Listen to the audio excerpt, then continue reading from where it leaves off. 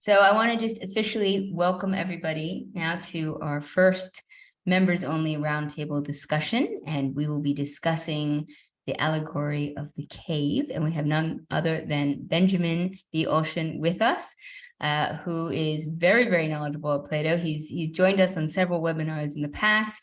He's a former professor of philosophy in Philadelphia. He's also the author of many books that delve into not only the maps of Marco Polo, which I think is a fascinating deviation from the classics, but also extremely interesting, as well as reality and time.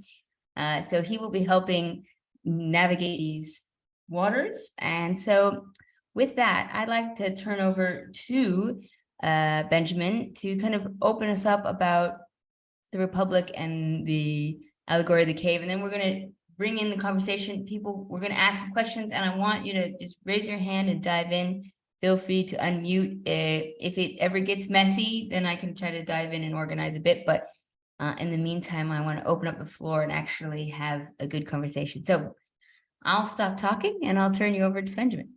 Okay, let me give a quick introduction about why I'm here and what Anya said about books. So officially, oddly enough, I'm actually a historian and philosopher of science, but I was a classicist as an undergrad, hence my interest in classics. And I ended up, after many careers, teaching primarily philosophy, although some other things. And one of the things I was tasked to do was develop kind of a two-part course where the fall was all Greek philosophy, primarily Plato and Stoicism, and then the spring was Taoist philosophy, and you have the same students. So it was really interesting. But then also, because I was a philosopher of science, I got interested in using some of this material for other writings. So for example, Plato's Allegory of the Cave, which we're going to talk about today, I ended up doing a whole book on the nature of reality, virtual reality, the matrix, all that stuff. So yeah, I have a very strange career. I've written about cartography, Marco Polo. I've written about philosophy of physics and the nature of reality. And then I wrote a whole nother book on sort of history of technology, ancient technology. But today we're talking about the allegory of the cave.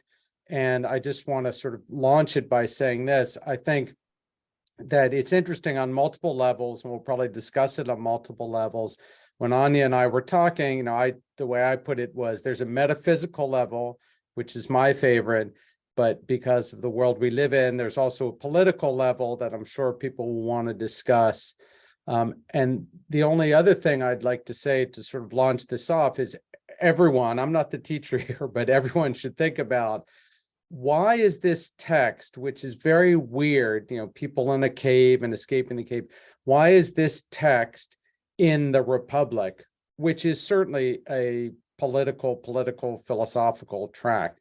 And that's something, I would like us to sort of think about, because it's very unusual. Similarly to the way Atlantis, which maybe we'll do a session on Atlantis someday, is sort of this strange tale, but plopped in the middle of something else. And Plato does a lot of that. So I'll start with that. If Anya wants me to say something else in terms of actually getting into the text, I can, but let me stop here for now. Please. Yeah, I think it might be good to kind of cover a little bit of the Republic in general, and in the chapter that the allegory of the cave is in, because I think it's interesting that the allegory of the cave, in that just 8 pages, seems very political. Deeply political, but then the rest of the chapter kind of goes more into education. So in some ways, I wonder if the allegory of the cave, if you just read it separately, makes sense in relation to the Republic versus whether you read it in context of the chapter. Well, I think there are 3 things. It's about education for sure, it itself, and then the subsequent thing with education. But unlike in America, the ancient Greeks obviously believed that education and political participation were intricately connected. So that's the second thing.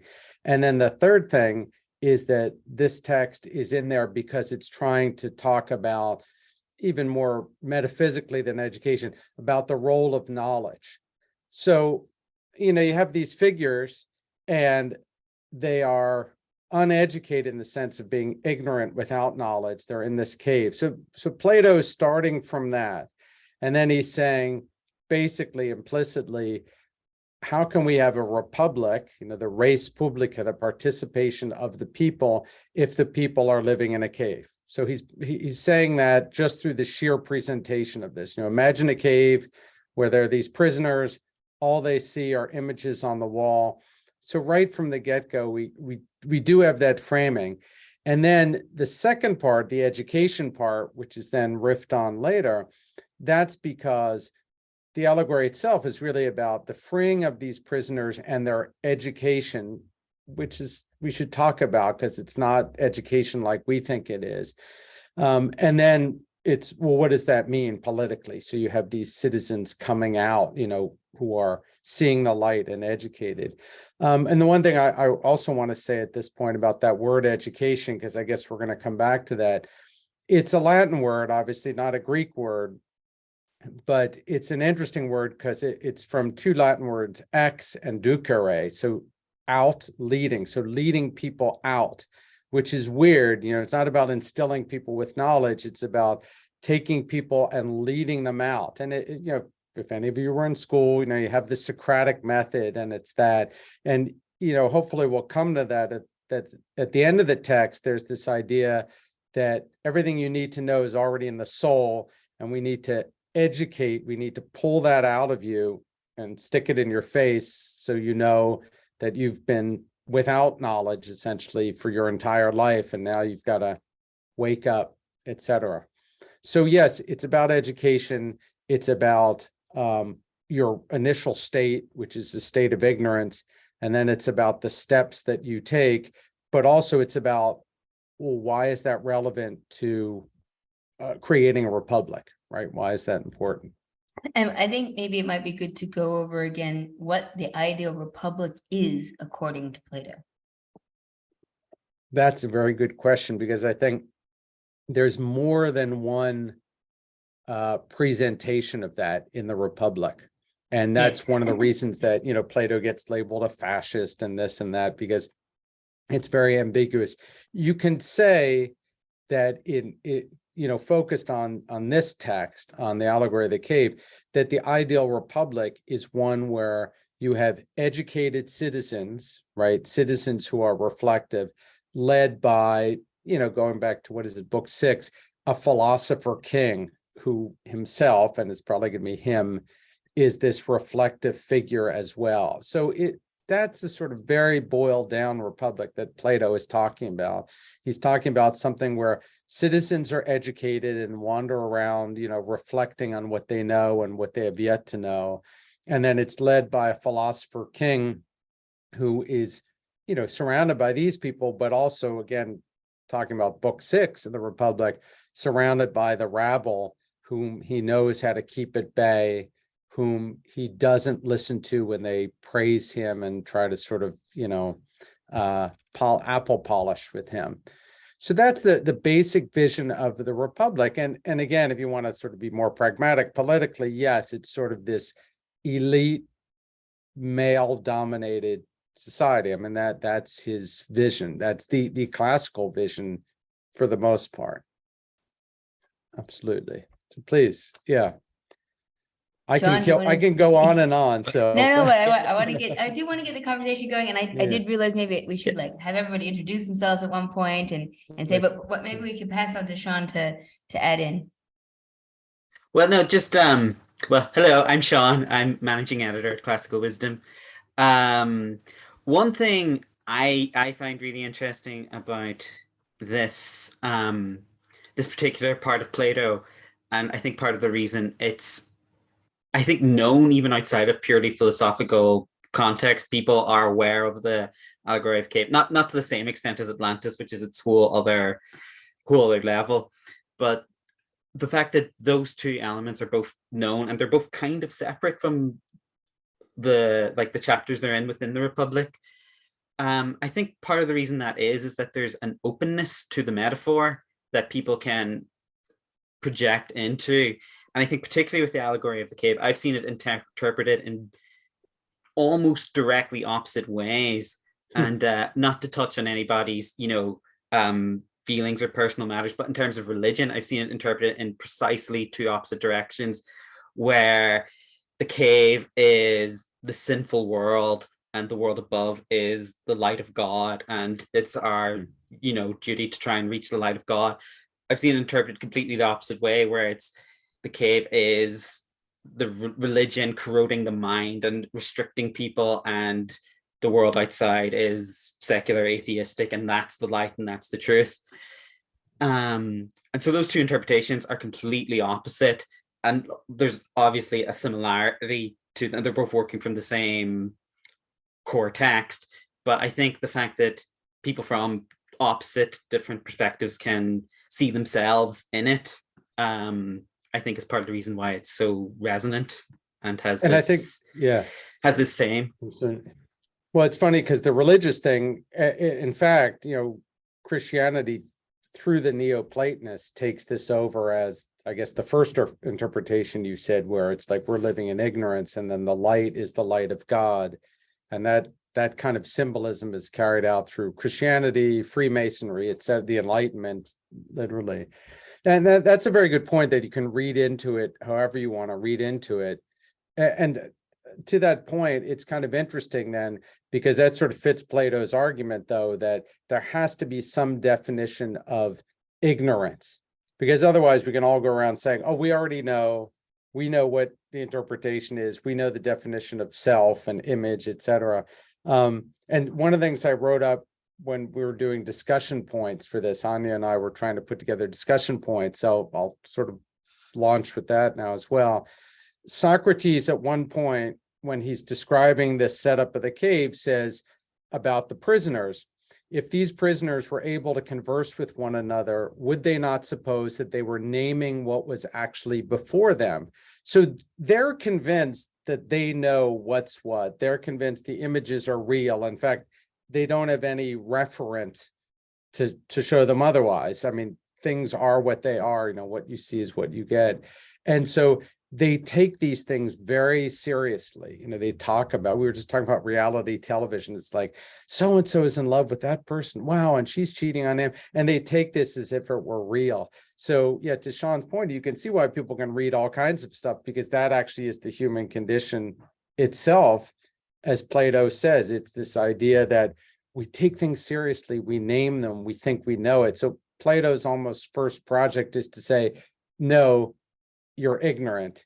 And there's an interesting, well, let me throw this in. There's an interesting aspect to that, because if this is so complete, so thorough, this projection of images and our seeing the images, and we're so confident, of our own ability to interpret, et cetera, how would we even begin to get out of that? And it's funny that the movie The Matrix and the allegory of the cave both introduced this outside figure to come and free people, which I always found interesting. And that also goes back to the religious analogy, where Jesus is the character that says, what you're believing is illusion. It's always been illusion. I've come from above to pull you out. It's a very close analogy that the Christian narrative has from this. Well, and one other thing I think of when I read this analogy is that there is this like elaborate, I don't know if you hear that very loud motorcycle, this elaborate structure that's been created by someone to fool everybody, and you have the guardians, you also have the people going around, with the shadows, and they're talking to each other, and you're like, who are all the people making the structure? And so even in our current society, I mean, you would sound like a conspiracy theorist if you were like, well, there's this whole elaborate structure that's built to just control us and make us not see the reality. I mean, maybe I'm just being very literal for a moment. But I mean, when I keep seeing like, who are those people? Who's the one who's taking you out, but who's also the one who put you in there in the first place? What's funny, because in this text, Plato doesn't really say who those figures are. When I've taught this, just in undergraduate philosophy, the students often ask that, I guess, because that generation is particularly sensitive to conspiracies or this idea that we're being manipulated. And I would conjecture that for Plato, it's pretty clear because you'll have the whole defense of Socrates, the apologia of Socrates, where who the bad guys are. It's these statesmen and these tyrants, etc., who are manipulating every aspect of society, right, including religious practices. And so in this case, you could say, yeah, religion's maybe the evil one because it's the state religion. It's interesting that it's not defined who they are. It's not defined how this setup ever began, which is interesting. Like my daughter read, what's that series of books, City of Ember. I don't know if any of you know this or you have kids who read this book, but in that case, they kind of do an interesting thing. That it's a like teen science fiction book, and they say, well, there's this underground community, but it was because there was a terrible war on Earth and everyone went underground. So you have a sort of condition of why that is. In Plato, he never outlines how this horrible kind of Orwellian configuration came about. And we can talk about the Ring of Gyges we were discussing just prior to the start of this, that kind of comments about an earlier state of civilization. But it's just kind of a given, like this is the condition we live in, one of ignorance, and as Anya points out, one that's actively manipulated by some characters who don't really have a voice in the text, but are definitely manipulating people. And the one other thing I want to say to that point, because this is something people often miss in this text, when the prisoners are freed and they get up, they realize that there are these, what do you want to call them? Puppeteers and puppets and objects, and their shadows. So they immediately get that dissonance, like, oh, object, shadow, object, shadow. But then they look at the fire, and that's really bright. But then they realize that eventually that's also artificial, because then there's the sun, which is another artificial fire. So even the manipulators are living in the cave, right? So even they are kind of degraded. So it's funny. And again, there's a ton of political stuff. I'm surprised how quiet everybody is, because you could just pile on right there. I know, I'm trying to think, how can I get the conversation thrown out back to everybody else, because I do want to hear from yeah, and I want to too. say, since nobody else knows me, that I made it very clear to Anya that I've been surrounded by the most horrendous politics here in the States on all sides, and I keep my mouth shut. So I am happy, to hear whatever, and I'm not going to sort of fight with anybody about their interpretation, because this is a political text. So go for it. I'm just here to sort of walk through the text. I'm not here to argue anything. So full disclosure, I live in the state of Pennsylvania, but that's it. Okay, go. I said to Benjamin before, yeah, go ahead. I just wanted to say, we always hear talk about how the classics are no longer relevant, but I thought, especially this week with the elections, I thought how interesting it was that you came up with this allegory of the cave, because it made me think of the founding fathers of America and how well educated they were in the classics, and how they were really citizen legislators, as opposed to so many of the career politicians that we have, who reminded me of the people that are not willing to go back and be with their fellow citizens. They stay away from everybody, isolated in DC or other places. But I thought it was very interesting to think about the similarities with our current group of leaders and the allegory of the cave. I think you're totally right. I mean, I couldn't agree more in that it's, I've been saying quite often that we have politicians nowadays rather than statesmen or stateswomen.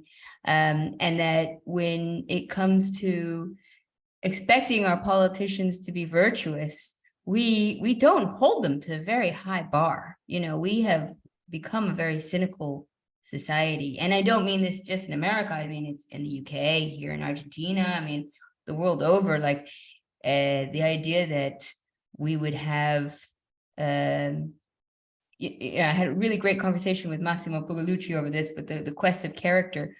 And we were like, how would you decide whether you would like a politician or not? Like whether they had virtue? Well, one, you have to prove your own virtue. And then two, you have to ask if they genuinely are virtuous. Like, would you leave your kid with this person for a few hours? But yes, to bring it back to the allegory of the cave, I think some of the questions about the role of the guardians and the role of the prisoners, it might be good to ask. Well, one of them is in it, Socrates says, once the dwellers of the cave are coming out, would some of the former cave dwellers willingly return to the cave? I think, just to deviate a little bit to getting back into the original text, how we just assumed that they would want to leave the cave, but would they? Right. I was going to have, oh, sorry. No. Sorry. Go ahead. I was going to have the voice for the UK at the moment, because as the way I see it, the allegory of the cave is so relevant to British politics at the moment. We are being given a vision. We are being given a vision of a country where it's democracy rules and we have a say in what we do. But it's only been about one out of the last 5 prime ministers that we've actually voted for. Mm-hmm. The rest have all been put in place by other people. That's not a democracy, but it's been sold to us as being that they're the puppeteers giving us a vision of what reality is or what they want the reality to be. It's as we ask it. To that point, so I'm part of a small group of history teachers. We have a little book club here in the States. And one of the history teachers assigned this book that I listed in the chat. It's by this guy, Thomas Hicks. It's a pretty good book. It's worth reading. And it's about how the founding fathers have all this classical training and they try to, launch the country according to that. And you'll see this connects to what's going on in Britain. And what the founding fathers all warn about is against the formation of political parties. And of course, that's the direction America goes. So in Britain, it does it in a different form, of course, but then it's essentially, yes, so parties putting forward these people, none of whose names I will mention after dear Boris. But the idea is that, it's no longer a republic. It's sort of and the Greeks would have recognized this, a kind of paternalistic thing. And you kind of implied this very interesting point that it's a democracy in name only. And Plato would say, yes, so that's the image you're being projected at, when clearly it's not. And already, in Britain, people are not ignorant and they realize that there's some dissonance in this. So there's the attempt at projecting the image, but there's been pushback. And in the British case, it's, I don't know who's American here, who's not, but in the British case, it's very interesting about how the prime ministers are pushed forward. In America, I would argue that it's analogous in that the political parties say, here's your candidate, or in the case of, who was it, Bernie Sanders, like, he's not going to be your candidate.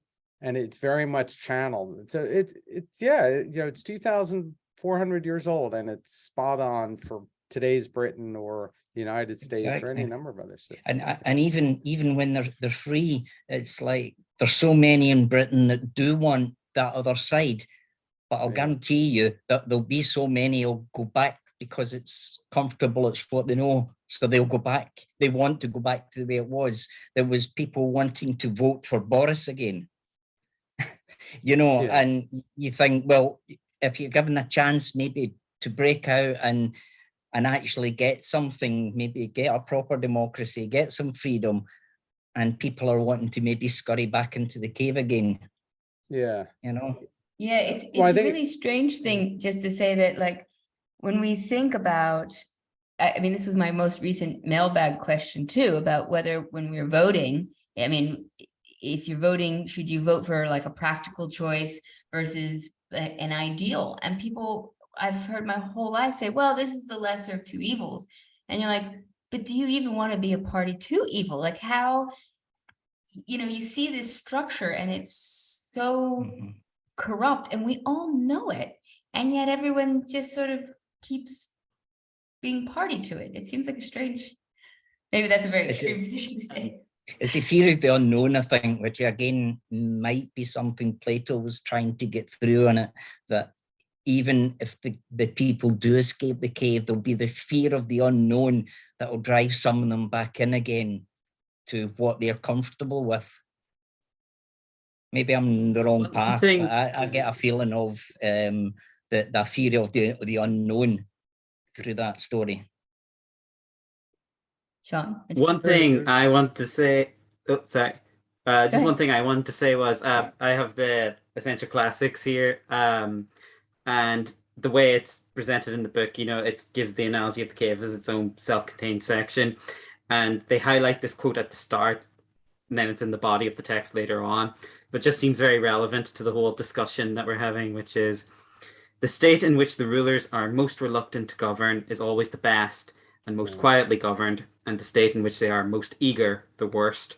And I'm not going down any particular party political hole one way or the other, but just as a general rule, I think it's funny because the allegory of the cave can seem like this very esoteric and strange metaphor where you're like, how did they get there in the first place? Who put them there? But it is part of the Republic, and the Republic is very much a political text, and just this line kind of smooths that transition. Yeah, and I remember Anya, when we were trading discussion points, that was one of hers that she really pushed, that the best government is the one that governs least. And it was interesting. I think I sent some comment back. It's like a sort of libertarian thing, but it's not really libertarian. What it says is, well, to both your points, it's like, on the one hand, it's this idea that you want to govern the least as possible, because then there's true freedom in terms of people creating a republic. Because, it's not that people have this very misguided notion there's like the state and the state grants freedom. And it's not like that in a republic. In a republic, it is the people who comprise the state. And without the people, there's no res publica. It's the matter of the people. But the other sort of companion idea to that about why people then avoid that and they want politicians to sort of step in and run the show is, as this other gentleman said, well, are they scared of the unknown? But I want to make it clear that Plato, through to the end of the dialogue, says that yes, it's scary, and coming out of the cave is terrifying. He makes that very clear. But there is absolutely an endpoint articulated, which is that everyone is capable of knowledge, right? Because knowledge is in the soul. It's the Socratic thing. All knowledge is there, and you just need to reflect. And then you get rid of that fear because you realize I can make decisions for myself. I have all the world's learning inside me already. And so I think, part of the issue with this text in a modern political framework is that we don't believe in the soul. We don't believe people have universal knowledge already. We have the empty vessel, model of education, which is horrible. And so, yeah, people will always go running back to the old system because they're like, I don't know, help us. And again, I don't want to name names, but what the hell, I'm going to name names that in academia. It was funny that when Obama was running for office, everybody, of course, in American academia was like, it's great. And I said, I have some reservations. And somebody said, why? I said, well, he was giving a speech once, and a woman in the front row said, Mr. Obama, I do not have a home. It was a poor woman. And he reaches his hand down and he says, I will build you a home. And I said, that's it right there, out. And people said, why? What's your problem? And I said, you don't say that in a democracy. That's not what it's about. That's that kind of thing. Like, you're terrified and we'll take care of you, rather than you have the innate ability to help yourself, and the state's job is to give you space, and obviously in a modern state, the resources to do that. But yeah, we have this paternalistic system. And so, yeah, as this gentleman said, we run scurrying back. And as Anya said, yeah, what about people who go back? And just as one other quick comment on this, I don't know, again, who's seen this movie in The Matrix, which I used to teach with this. In The Matrix, the evil character is this great character actor from New Jersey. He just says, I want to go back. And he makes it very clear. And he even does this sort of Faustian deal, with the devil to go back. So people are aware of this problem, but I think that the issue with the soul is what's stopping us. Please go ahead. Yeah. Well, I mean, I think, oh, go ahead. Dave. Hi, I'm from Chicago. And by the way, that's where the Wachowskis were from. They've since moved. I actually had a friend who worked in their studio here. Oh, cool. But Cool. I love all these, these tangible references that you're doing. But I think like yesterday I had breakfast with a group of people, and everybody was kind of in the doldrums. And I said, you know what? There's cause for hope here. And I think that's what living in a democracy that we have right now is, to continue to have hope. And I think that's almost the theme of the allegory of the cave too. I really do. I believe there's hope in this. I really do, because it's not Stalinism. It's not, it's not 1984 or anything like that. And I just, I'm very proud because I just finished the book about a month ago. So I'm just incredibly thrilled that you're bringing this up. But I mean, one of the things in the Republic he talks about is that democracy and justice are not compatible. And so that really, it's amazing how relevant this book is today. It just blew me away. Thank you.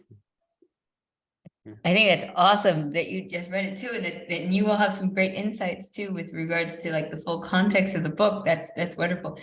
And the hopeful element of it. I mean, one thing I was going to say is I wonder if a major difference is, and maybe this sounds like going back to a more negative perspective, is the difference culturally we have of being very individualistic versus community-based. And, I was kind of going on a Kierkegaard dive recently, and, in his first authorship, he does the difference between the aesthetic and the ethical. And I mean, I know with modern, I prefer ancient philosophy because it's less terminology based, but the idea that we kind of go through these phases where we are more hedonistic, we're more individualistic based before we kind of graduate to a more community outlook and perspective. And Kierkegaard was extremely influenced by Socrates and Plato's work. So the idea that historically the ancient Greek cultures were so community based,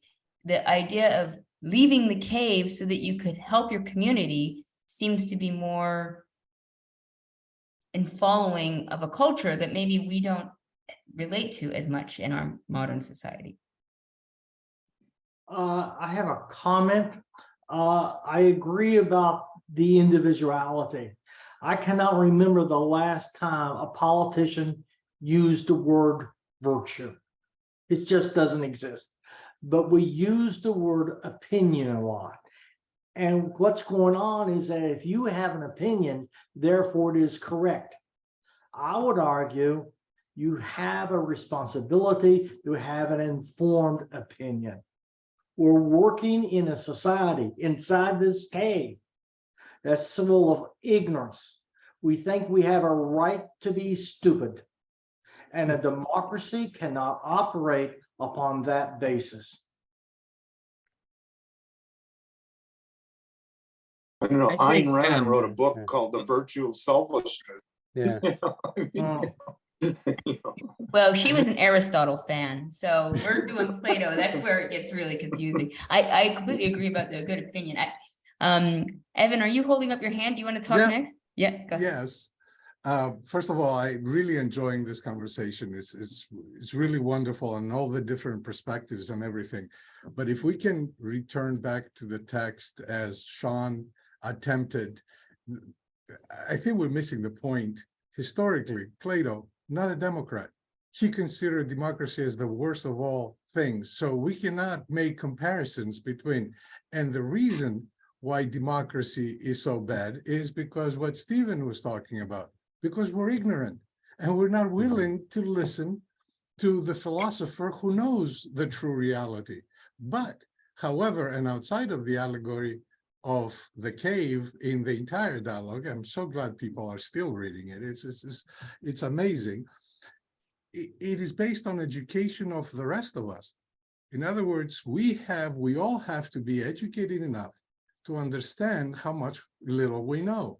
And yes, I agree, opinion. We go around thinking that our opinion is knowledge, but that is the true enemy. That's what killed Socrates, because people mistake knowledge for their personal opinion, where knowledge is the light, knowledge is the good. I don't know, I heard the metaphor about comparing it to the vision of God and everything else. I think Plato just turned on his grave or something like it, or his soul is kind of going to come back and haunt us.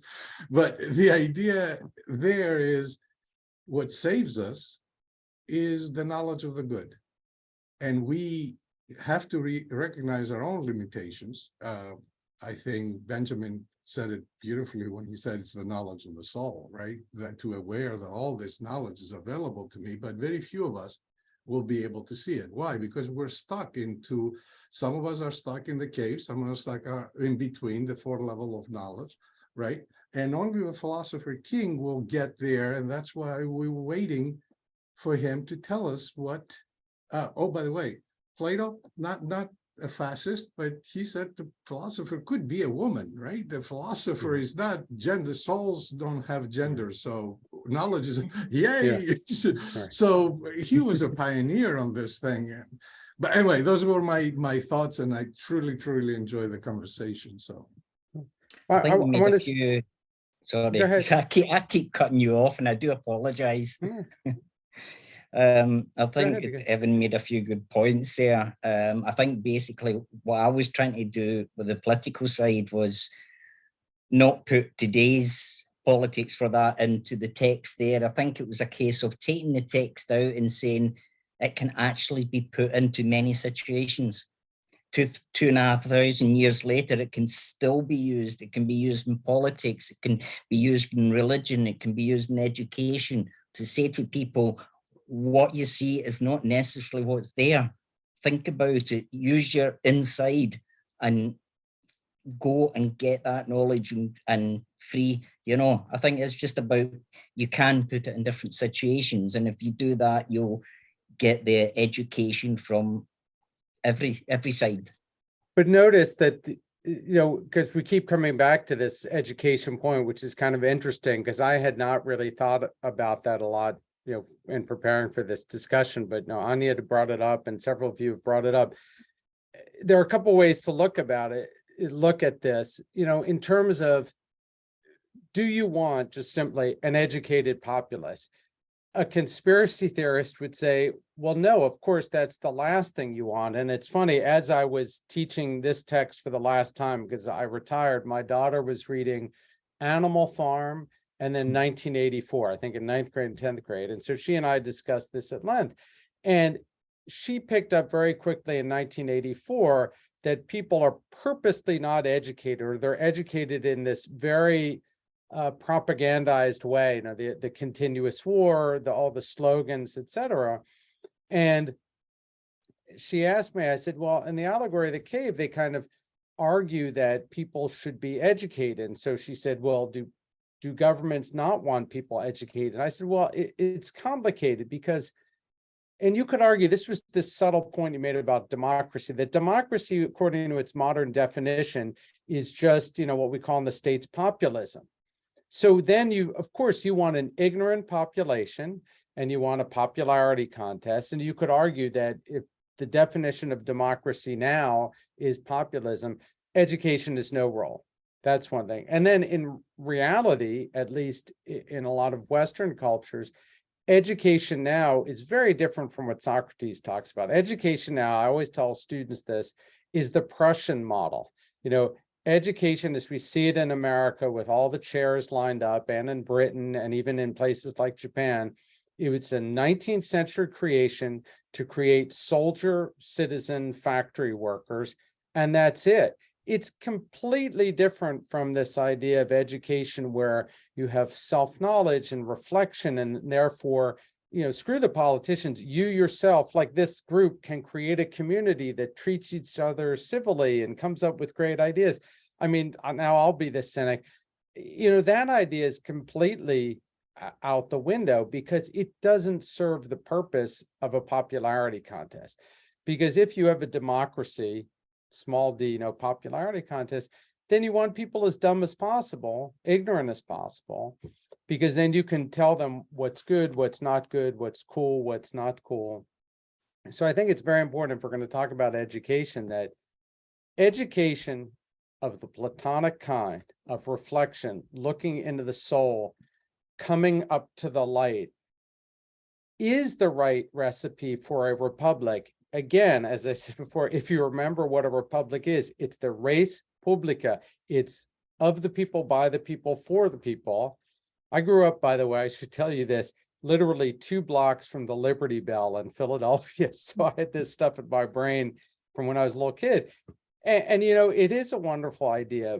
But I think, Evan's point about like democracy is something different. And I'm saying sort of even more, democracy and a republic are different things, because democracy allows for politicians. A republic is just the educated, enlightened citizens.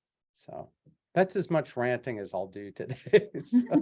I think we should go to Evan. I like that you've been putting your hand up. I think we should do that. It's a great system. So I'll pass it on. Yeah, I don't want to interrupt because everybody has a train of thought and it's a wonderful argument and you try to go from point to point. So interrupting you in the mid-sentence is not a good idea. But just don't take them as negative. If for the allegory of the cave and the entire republic, right? Democracy, republic. In Greek, power to the people, republic. In Latin, power to the people, from the people. So basically, right. Democrats, Republicans, Coca-Cola, Pepsi-Cola, the difference in the advertisement, there is no meaning behind those terms. Go back to Plato. Like education in Plato, I like your aspirational way of portraying it. It is not self-reflective. It is, certain things are not allowed in this very straitjacket of education in the Republic, in the politia, to use the Greek term. The noble lie. There is lies that you got to tell to your people, to the ones who are going to be educated, in order to keep them straight in line. You got to go through hard, rigorous training, but you're not going to teach them certain things because they're not ready for them. So Plato had a very different notion of self-reflection. I think what you're referring to is my personal hero, Socrates, where he thought that the best way to become self-educated, to become educated, is truly to reflect about your own thoughts, but also listen to the other people. But in the Republic, there is no such thing as areas where we can reflect and we can do those things, and we discover it's a very regimented, it's 40 years, who the hell can stay in school for 40 years? That's why we drop out and we become businessmen. That's why we drop out and we become the guardians. And that is why only very few of them, I don't consider myself one, will become the philosopher king or the philosopher kings, truly. So I just want to make sure that we're not Platonizing the world, trying to take the models from the politia and trying to impose it in our current situation, because we're still, most of us are still in the cave and we're still struggling to get out. I mean, I feel like, Ben, you probably have a point you want to say back, but I just want to say it's interesting that you bring this up, because a discussion point that Benjamin and I had beforehand was that in the text, it says that education cannot put knowledge into the soul. And so the whole idea, what is the point then of education if you cannot put knowledge in the soul? What are we trying to achieve with education? What is Plato saying, and what should we be doing? To remind us that which we already know. All knowledge is reminiscence, is anamnesis. It is the remembering of that which you already know, because your soul in its previous state, before it was corrupted by the body, contained all perfect knowledge. Now I'm going to go a little metaphysical on us, because we're forgetting that metaphysical aspect of Plato. And he was trying to answer Socrates. It was Socrates he's struggling to make sense of. And therefore, he takes the knowledge and he puts it in the soul, but it's not available to me. Who's me? The body. It is the soul as the mind, and now we're getting to the tripartite theory of the soul. Remember, he uses it in the Republic, where he says the mind, philosopher king, the passions is the guardians, and the appetites, the desires, the bad part is everybody who works for a living. So that all knowledge is available to us. We just need hard education in order to glimpse through that which we already know, that which already inside of us and outside of us. One thing that I think is really interesting, and it's an element of it I don't think I've ever seen really commented upon, but people sort of see like the ascent as this, you know, metaphor for education.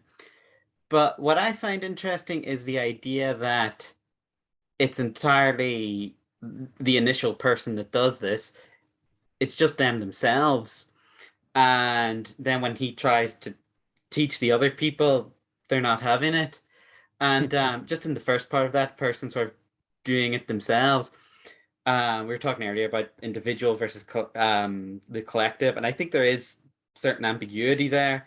But one, just the thread I was thinking of, and I suppose it ties into a bit what we do with classical wisdom, almost the idea of like an autodidact, someone teaching themselves, you know, rather than an authority figure. You know, you're talking about the Prussian model and the idea of here is the person in charge relaying the information. And then there's the whole metaphysical element of knowledge existing beforehand. I'm not sure I have any one particular point, but I just think it's all very different, interesting threads that can be pulled on. I think we all have to agree upon one point, is that we start inside the cave. When we're born, brought up into a culture, that culture has packed everything into our brain. We have been given scripts on how to behave. On top of that, we have language that has captured us as well. Our problem is trying to break the chains right there. Our problem is basically to start questioning the fundamentals. Does Santa Claus really exist? And proceed from that.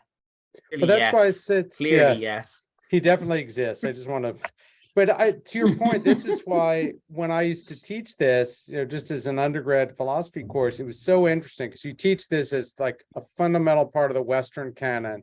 And that idea that, yes, one of the problems is we're born into this cave because there are all these cultural paradigms that you're just fed from the get-go, right?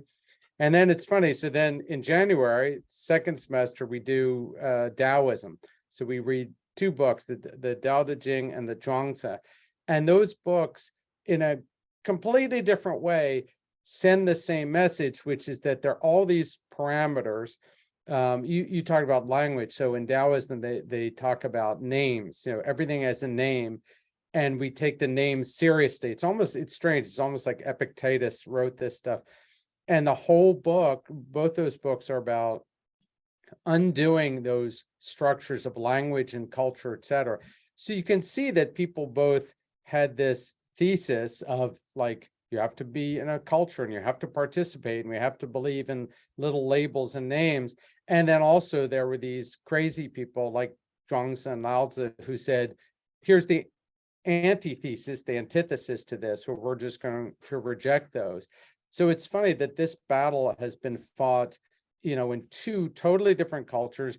And now, again, just to bring back to politics as well, it's still being fought because in China, it's very interesting. And I've spent a lot of time in Taiwan and China, that you have very much the same thing where there are acceptable political statements and labels and even leaders, that guy Xi Jinping. And then there are people who say, well, there's something fundamentally wrong with this because I have questions about it. So this struggle is going on in both ends of the world, absolutely. And you're right, that's why it's, because any culture that has language, and I forgot the other parameters you said, is going to be locked in that cave from the get-go. Absolutely. That's a great point.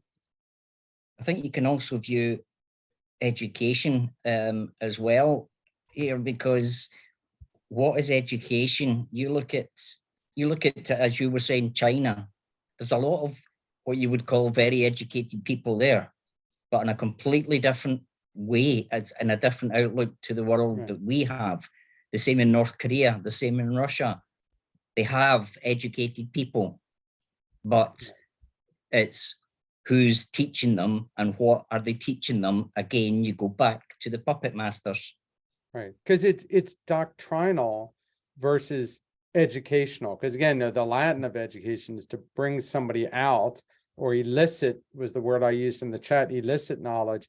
Whereas, the current conception of education, if you're a teacher, it's always empty vessel, like they're just dumb and you feed them stuff and you fill them up so that they can become functionaries. And, there is a kind of, it's interesting in Asia, having taught there is that stereotype where they just give them this fixed educational thing, this paradigm.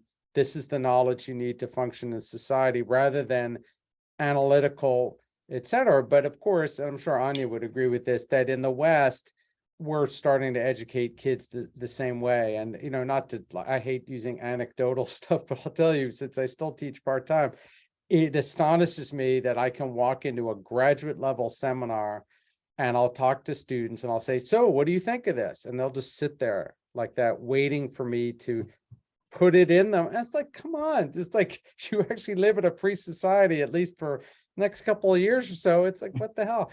So it's funny, even where we have it and we invented it, right? Or the Greeks invented it, sorry, we don't use it. So it's really a failure here. And one more thing, just going back to China, because I wrote this in the chat. I do have to say also, in China, you have a failed Plato in China, which is Confucius.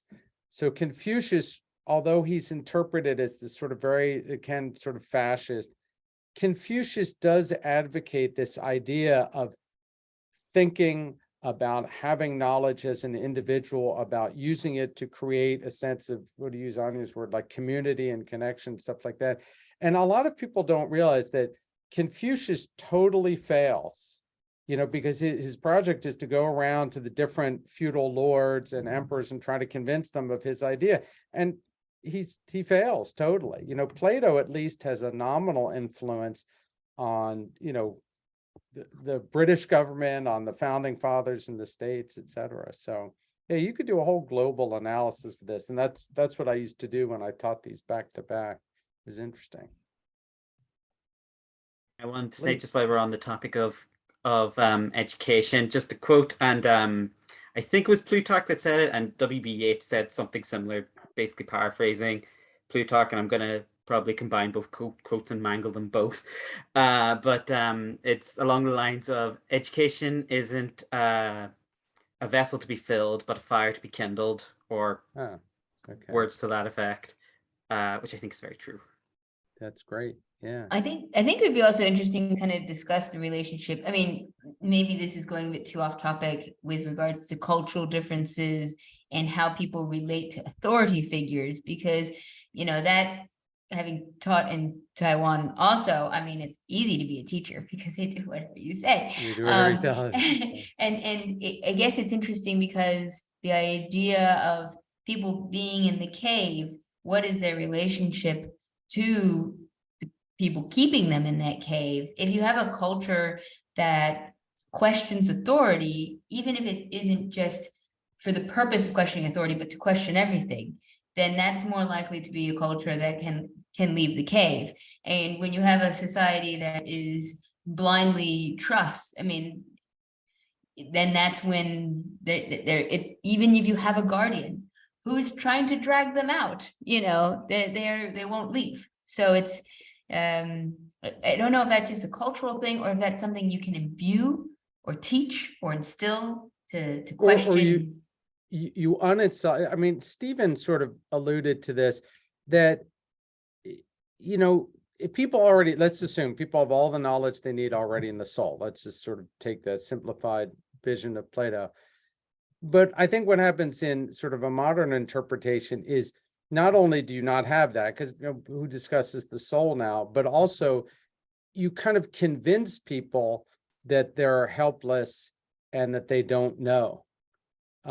Like you yourself, again, not to take it too political, but you yourself talked about the thing, to be perfectly honest, that drives me crazy here. It's like the lesser of two evils, which, I'll just be very frank, and I don't care if this is being recorded. It's the biggest load of bullshit I've ever heard, and the fact that my father said it 60 years ago and we're still doing it shows that it's failed. But it's interesting that we talk about that, because what it really does is it infantilizes the citizens of a republic. It says, this is all you can handle, right? You can just vote for the lesser. Don't dream, don't think, don't believe that there's something better. Don't believe you yourself have knowledge, with Steve and Evan and Sean and the other people, that you could get together to build a big society.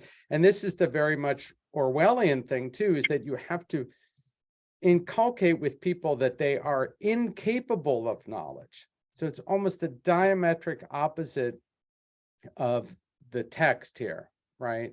And I think that goes on a lot, that you tell people you are not capable of this. And just here's another aside, but relevant. So I was in Iceland last year. I was teaching philosophy at the university for 6 weeks, and it was really interesting. And there were some really smart postdocs there. Oh my God, it was like some of the smartest people I've ever met. And there was this Danish guy, and he was like typical Dane, like total lefty, writing about philosophy of climate change, all this stuff.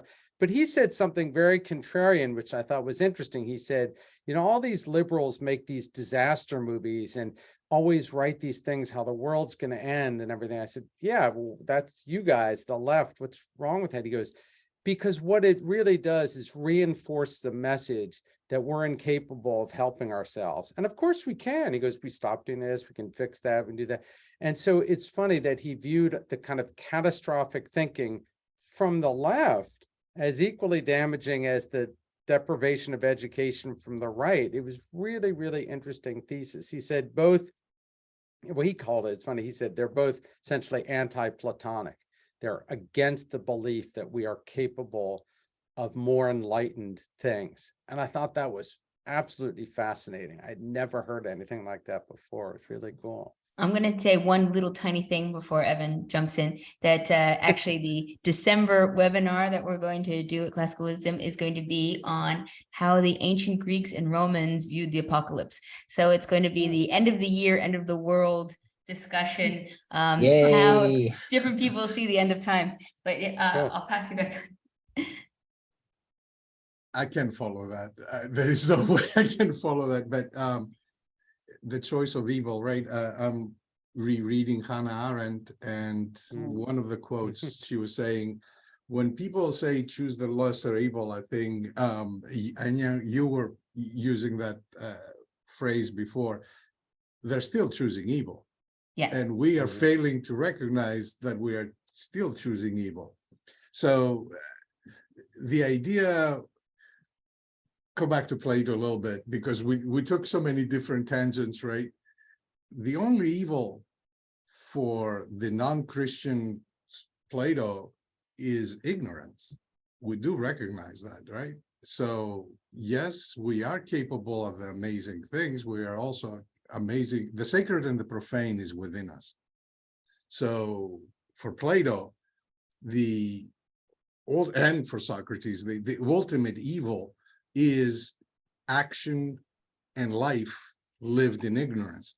And that is why we are true, if I can make my own tangents to our current situation, this is why we are so saddened in an environment. We are like the Germans before Second World War. We are one of the most educated nations in the world, and yet we are capable of so much ignorance, so much evil, because we are simply refused to reflect on ourselves and on our actions.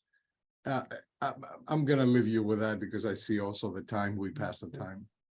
Well, I'll pass you to Stephen. We've got a bit more time, but we Oh, won't go okay. all night because it's quite late here for me, but I'll probably cut off like the second my daughter comes in, but I want to keep going. She's still at a birthday party, so we're good. We're good for right now. But Stephen, Okay. you raised up your hand first and then Andy. I think we've got to unmute you though. Let's see. I'll ask you Just to. a few things. What is keeping us in the cave? One, we are attracted too much by appearance instead of reality. Mhm. Two, we have been fed deeply in obedience. Obedience to daddy, obedience to God, obedience to Father, obedience. And if you rebel, you pay the price for it. Yeah. And the third one is quite interesting. We're not supposed to think. If you think, you go crazy. But there's absolutely no evidence to support that. Thinking makes you free. That's it. The That's thing well said. about, that's great. The thing about obedience is so interesting because, yeah, you wonder why. So in the text, to stick to the text, like, why are they so obedient? I think part of it is he tries to go one step beyond that. They don't even realize that they're being obedient. They're prisoners, but it's like you yourself said, like they've been there from the get-go. So they're obedient without realizing that they're being obedient to this system of control, right? That's one thing. And the other thing is that it's interesting. This, again, it's kind of weird to bring this in, but Confucius talks about that again, when a Westerner reads Confucius, they say, well, Confucius is saying, obey your parents, or a woman to obey her husband. And actually, he doesn't say that. He says, each have their roles to play, and so they should carry out their roles to the best of ability. And he says very clearly, like, a son should not listen to the father if the father's not an exemplary person, right? And so I think what happens again is there's a manipulation of that to make people think that it's all about obedience, because it's not. It's about fulfilling your role. In Chinese, it's called role ethics. There's a whole nother discussion. And I love your other point about the thinking makes you go crazy, because that's what my wife says about me all the time, that, think too much. Because, if you teach this stuff all the time and you read it and write it, etc. But it's funny that you say that, because there's two aspects to that, because I think the text in a way supports that idea. It says, yeah, it's this difficult thing, you leave the cave and you're blinded by the fire, and then you're taken up to the next level, and all if you read the text carefully, it says all you can initially do is recognize the shadows, here in our world. Then you recognize the reflections in the water, and then only finally can you recognize three-dimensional objects. And then finally you see the sun. So yeah, that's a process that's going to drive you a little crazy. And then to be told, of course, that this world is just yet another cave and you got to go farther up. But you could also say there are two kinds of crazy. There's the crazy of this constant struggle to think and reflect and gain knowledge. But then there's the crazy of just living, truly a prisoner, obedient to this highly manipulative system. Because I've had people tell me that directly. When you're in this profession, they say, "Oh, you think too much," and it's like, well, you don't think enough. That's the answer to that. Yeah. But those are excellent sort of diagnoses of what's going on, now. Absolutely. We need to instill a culture of thinking. But Andy, you've been very patiently with your hand up, so I want to pass you on. Oh, sorry. What I was wanting to do was actually just mention something about Plato himself here tonight. Is I think if he was sitting up in his wee cloud now looking down, he'd be really proud, because there's 2,500 years later, we are still trying to interpret what he's doing. So if a philosopher's job is to make us think, to make us try and think outside ourselves, that's what we're doing tonight. Because we've started like a tree with a big trunk at the beginning, and then we've just branched off into different things and ideas and opinions and whatnot. And I think it's been a fantastic talk. And I think Plato would be proud of us all tonight, the fact that we're thinking and using our own imagination and ideas. I don't think I can improve on that comment. I must say, I can't, it's beautiful. In Spanish, they say por las ramas. You go for the branches. For the branches. Yeah. Now, we will have to probably conclude in a little bit. So I'll say, Evan, why don't you say your next bit, and then I want maybe Ben can have a few closing remarks. But I do think, Andy, that was beautifully said that, and I think that Plato was a very, very clever fellow. I don't agree with everything he said, but I love that he wanted to make you think. That's exactly what he wanted to do, just like Socrates. Okay, Evan. I'm just going to agree with Andy. Wasn't another Brit, Alfred North Whitehead, who said all philosophy is nothing but footnotes to Plato? So let's say we are just the thoughts, the footnotes that follow Plato. So well said.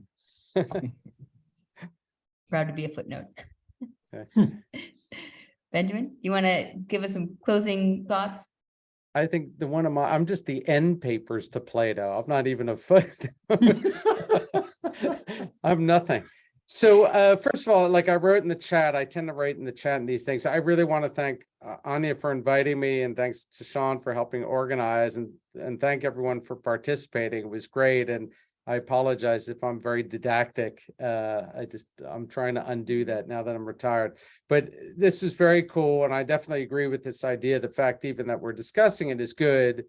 It'd be nice if there were 1,000 other conversations going on like this all over the world. My sympathy to the UK. I want to add that in. I used to work with a woman from England, and she's back there now, and she and I Skype regularly about British politics. So I'm too familiar with that situation.